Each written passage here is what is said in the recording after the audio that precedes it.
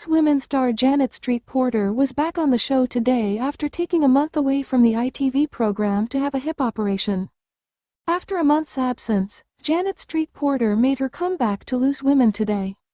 She rejoined the panel with Ruth Langsford, Colleen Nolan and Kelly Holmes, marking her first appearance following her hip replacement surgery. Previously expressing concerns about the procedure, Janet happily reported her progress.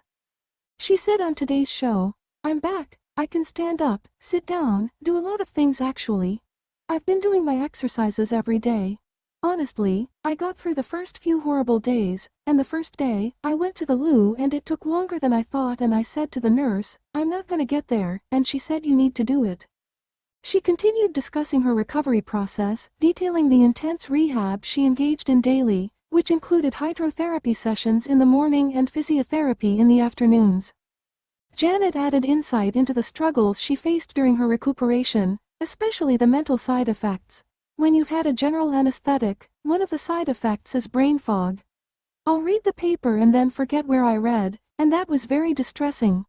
Mornings were hydrotherapy, and walking up and down, afternoons were physiotherapy. A month prior, Janet had disclosed on the show that she would be taking time off for her hip operation.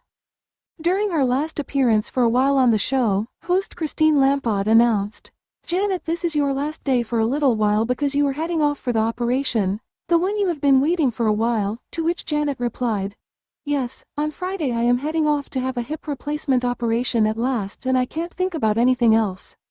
She continued with visible emotion, "As I'm sitting here, I'm shaking and shivering and I keep dreaming about it. I keep thinking, what if they can't get it back together? I am going on Friday, I'll have the operation Friday afternoon, stay in hospital for a few days, then I'll really work on it at rehab so I can come back as soon as possible.